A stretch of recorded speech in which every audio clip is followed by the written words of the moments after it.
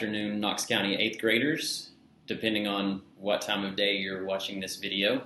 My name is Dean Burris, and I work for Knox County Schools Social Studies Department. But I used to teach 8th grade U.S. history here in Knox County.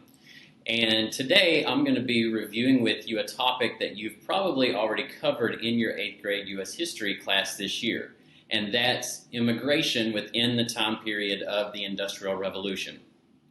So before we get started, I want to give a shout out and a thank you to Miss Karen Peterman, who teaches 8th grade at West Valley Middle School. She's the one who created this task and this activity that we're going to be doing today to review this information.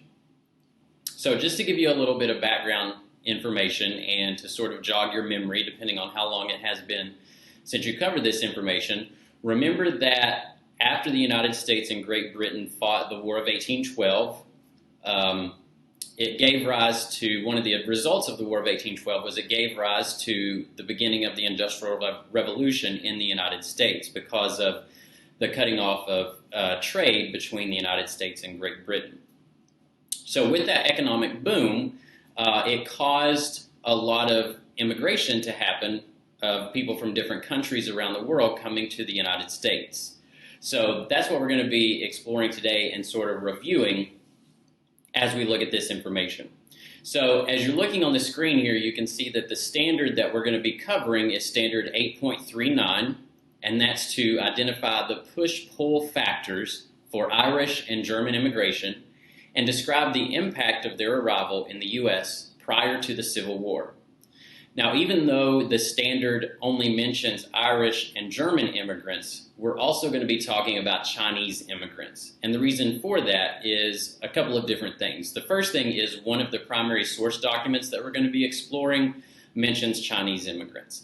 The other reason is that in the mid-1800s, you've probably already learned this as well, that there was a large Chinese immigration to the United States with the discovery of gold in California. So as we start looking at this information, let's look at the resources and materials that we're going to need.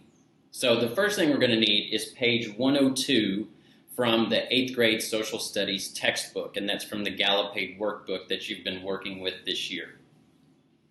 The next thing are a couple of primary source documents. The first primary source document is called American Citizens, and then the second one is called The Land of Gold. The American Citizens document is the document that looks like a sort of a political cartoon, and the second one is more of a paragraph of reading. And these both come from Middle Tennessee State University's partnership with the Library of Congress. The next thing we're going to be using is a matching game that's going to sort of help us review this information.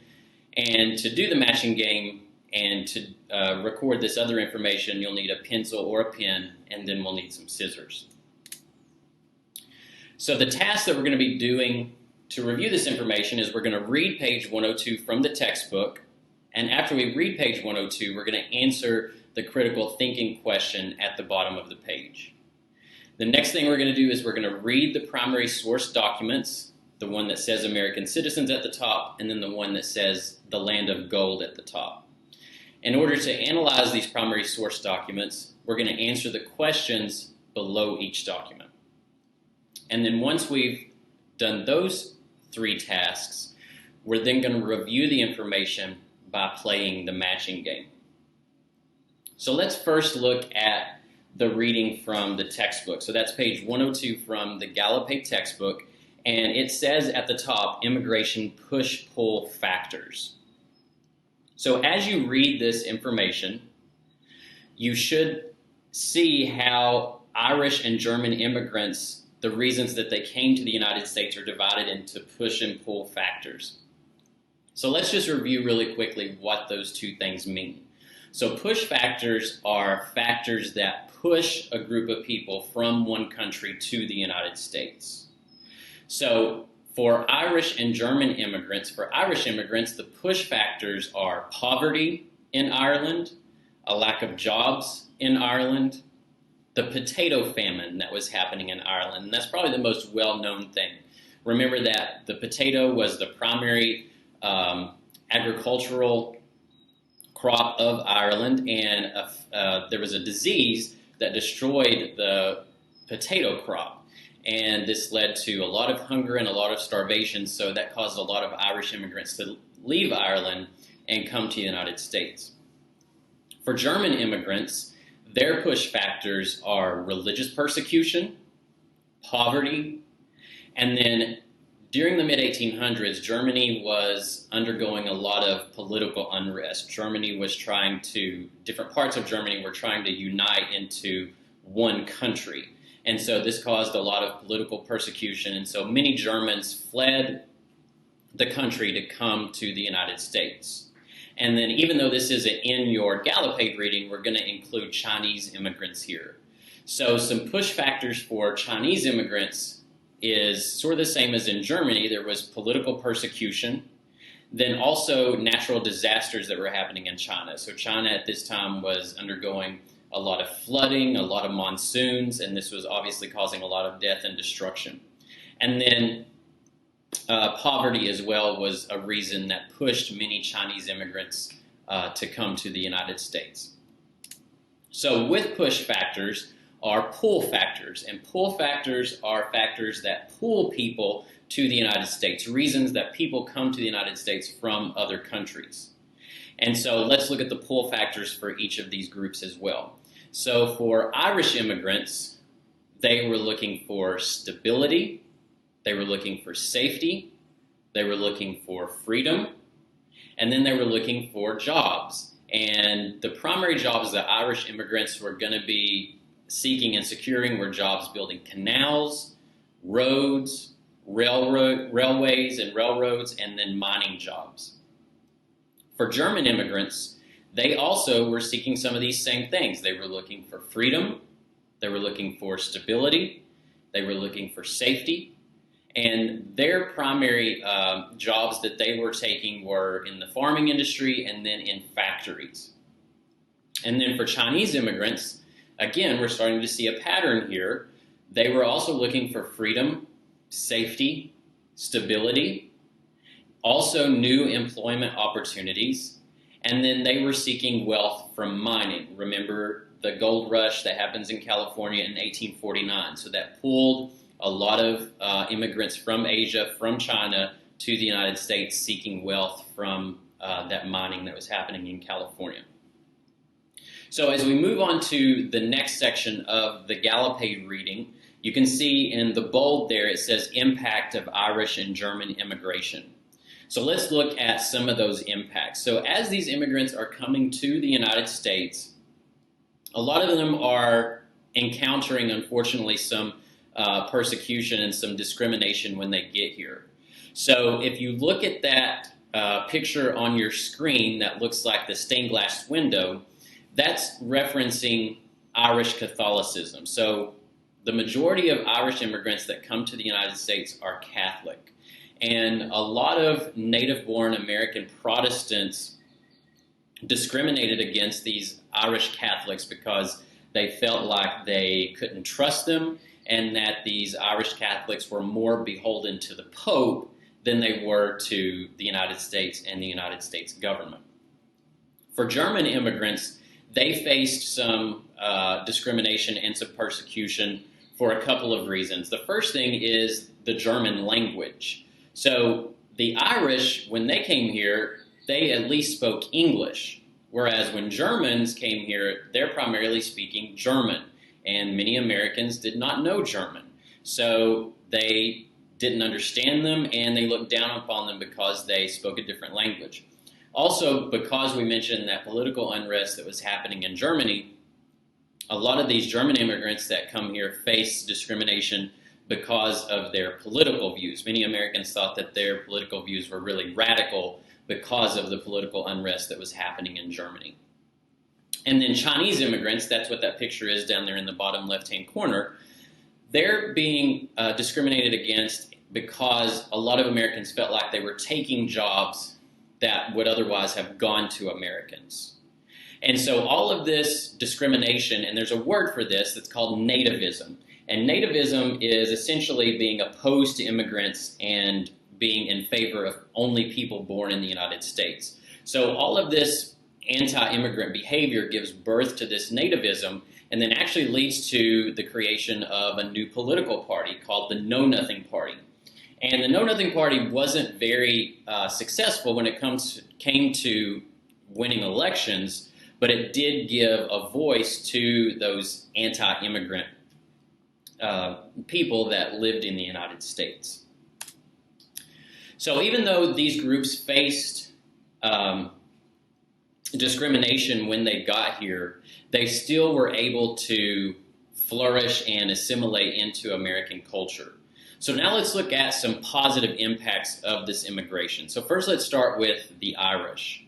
So once the Irish get here and they settle, and mainly they're settling in U.S. cities like Boston, like New York, they become a powerful political force in these cities.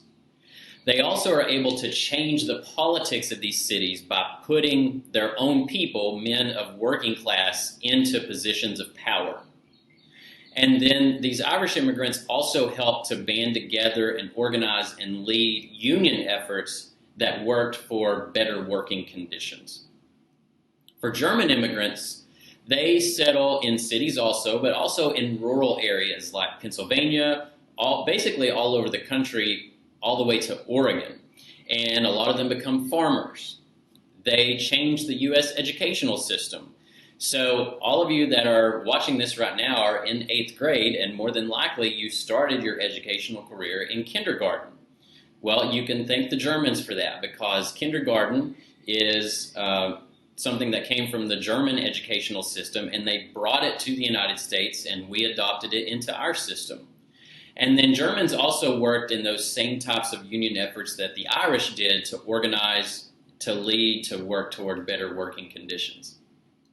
And then the Chinese, they settle in cities just like the Irish and the Germans do, and they tend to stick to their own cultural groups. So they create districts within these cities where their culture can be retained, where it can be celebrated. So if you've ever been to one of these larger cities like New York or San Francisco or Washington, D.C., or you might have seen pictures of these places or looked at them in books, they have these Chinatowns, and you can actually go there, and it's almost as if you're going to China. They also become the largest group of foreign workers to work on the Transcontinental Railroad that eventually gets built across the United States to connect the eastern and western parts of the United States. And then lastly, they become an integral part of a highly skilled workforce. So as you look at page 102 of your Gallup-Aid reading, where we've just looked at this information, look down at the bottom of that page and you'll see the question under the heading critical thinking. And that question says, describe the similarities in the experiences of Irish and German immigrants. So go ahead and think about the things that we've covered here with the Irish and the Germans, and we'll go ahead and add the Chinese into that as well. So jot down there and describe the similarities in the experiences of Irish, German, and even Chinese immigrants. And I'll give you a couple of minutes to do that.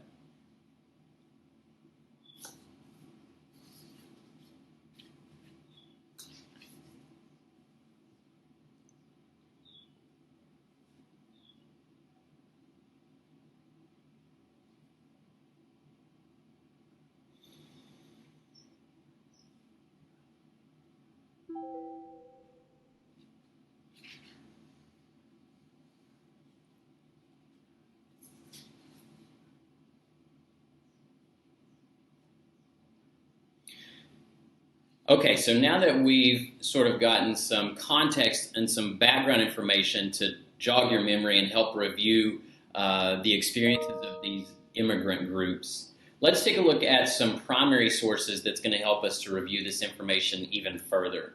So the first one that we're going to look at is the one that looks like this, and it says at the top, American Patriot. So as you look at that primary source, I want you to sort of take a look at some of the details that you see on it. So at the top, you can see in big letters, it says American Citizens across the top. The name of it again is American Patriot. And then try to see if you can find some other interesting things in there. Just looking at the pictures, at the people, maybe looking at some of the signs that they're holding up, some of the things that are written into the background. And then after you do that, let's take a look at the reading down at the bottom. So this is a little bit difficult to read. It's kind of dark, and the font is might be a little bit difficult to read. So I'm going to help you read this, and we'll read it together. So if you look on the left-hand side under where it says "in favor of," so that's where we'll start reading. So it says, "In favor of the protection of American mechanics against foreign pauper labor. Foreigners having a residence in the country of 21 years before voting, our present free school system, carrying out the laws of the state as regards sending back foreign paupers and criminals." Okay? In the middle section where it says opposed to. So the first section was in favor of, which means they want it, they support it. The middle section that says opposed to. So the creators of this document, they're against these things that we're about to read. So they're opposed to papal aggression and Roman Catholicism, foreigners holding office, raising foreign military companies in the United States, nunneries and the Jesuits, to being taxed for the support of foreign paupers millions of dollars yearly, to secret foreign orders in the United States. And then on the very right-hand side, it reads, "We are burdened with enormous taxes by foreigners. We are corrupted in the morals of our youth. We are interfered with in our government. We are forced into collisions with other nations. We are tampered with in our religion. We are injured in our labor. We are assailed in our freedom of speech." What do you think the word assailed means? We are assailed in our freedom of speech. It means they're being attacked. So their freedom of speech is being curtailed some way. And then it tells you down here that the Patriot is published by this particular company in Boston. Remember, we mentioned Boston is one of the cities that Irish immigrants settled in. So now let's take a look at these questions down below the document, and those are going to help us to analyze this document. So number one says, across the top of the article, it reads, "Already the enemies of our dearest institutions, like the foreign spies in the Trojan horse of old, are within our gates. They are disgorging themselves upon us at the rate of hundreds of thousands every year. They aim at nothing short of conquest and supremacy over us. Your task is to explain the reference to the Trojan horse of old." So this is going to take you back to probably 6th grade world history. Remember when you studied the ancient Mesopotamia and the ancient Greeks, and remember the story of the Trojan horse? So what do you think this reference that this author is making to the Trojan horse of old is talking about, and its reference to Irish immigrants? So go ahead and jot down what you think that is now.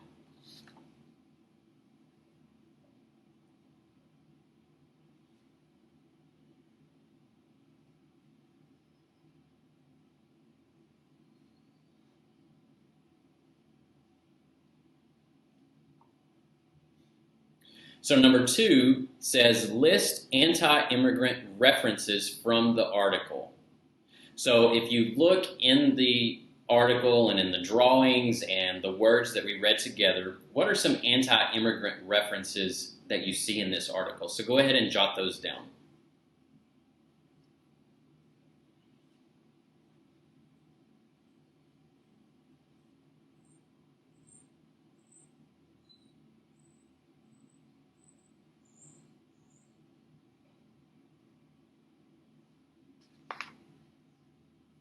And then number 3 says, according to this article, why were the Irish so hated? So think about, this is probably going to be in the sections where it says opposed to. So according to this article, why were the Irish so hated? Why were people opposed to Irish immigration? So go ahead and jot down what you think that is for number 3.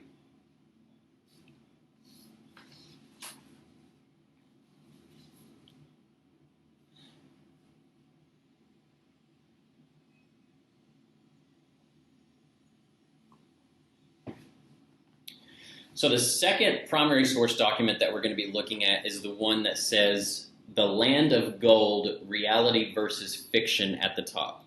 So this document is a little bit lengthy and it's got some maybe difficult words in it. So just like I did with the other one, I'll go ahead and look at this with you and read it with you. But before we do that, let's go ahead and look down at the bottom. Since this is such a lengthy document, it'll help us to read the analysis questions and know exactly what we're supposed to be looking for. So number 1 says, list reasons why the Chinese were, quote, undesirable. So as we're reading this, be looking for things that give us clues as to why the Chinese might be undesirable.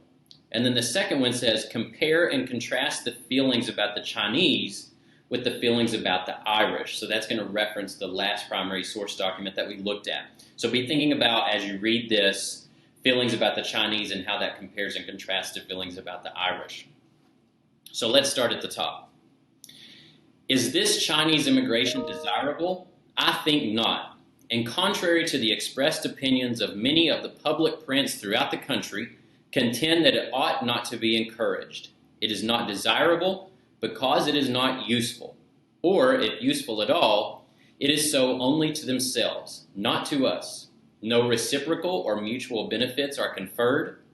In what capacity do they contribute to the advancement of American interests? Are they engaged in anything that adds to the general wealth and importance of the country? Will they discard their clannish prepossessions, assimilate with us, buy of us, and respect us? Are they not so full of duplicity, prevarication, and pagan prejudices, and so enervated and lazy that it is impossible for them to make true or estimable citizens? I wish their advocates would answer me these questions. If they will do it satisfactorily, I will interrogate them no further. Under the existing laws of our government, they, as well as all other foreigners, are permitted to work the mines in California as long as they please, and as much as they please, without paying anything for the privilege, except a small tax to the state. Even this has but recently been imposed, and half the time is either evaded or neglected. The general government, though it has sacrificed so much blood and treasure in acquiring California, is now so liberal that it refuses to enact a law imposing a tax upon foreign miners. And as a matter of course, it receives no revenue whatever from this source. But the Chinese are more objectionable than other foreigners because they refuse to have dealing or intercourse with us. Consequently, there is no chance of making anything of them, either in the way of trade or labor. They are ready to take all they can get from us, but are not willing to give anything in return. They did not aid in the acquisition or settlement of California, and they do not intend to make it their future home. They will not become permanent citizens, nor identify their lives and interests with the country. They neither build nor buy, nor invest capital in any way that conduces to the advantage of anyone but themselves. They have thousands of good-for-nothing gewgaws and worthless articles of virtue for sale.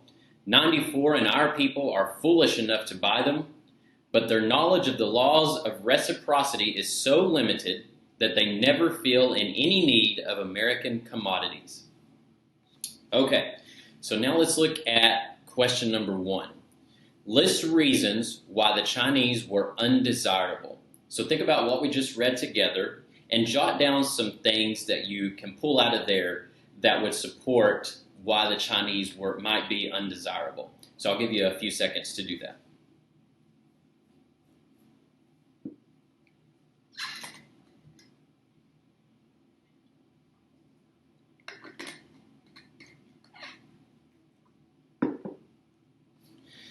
Okay, so question 2 says, compare and contrast the feelings about the Chinese with the feelings about the Irish. So again, this is referencing the document that we looked at before, the political cartoon sort of looking document about Irish immigration. So think about the information that we learned about Irish immigration and how that compares and contrasts with what we just read about Chinese immigration. And go ahead and jot down your answers for number 2.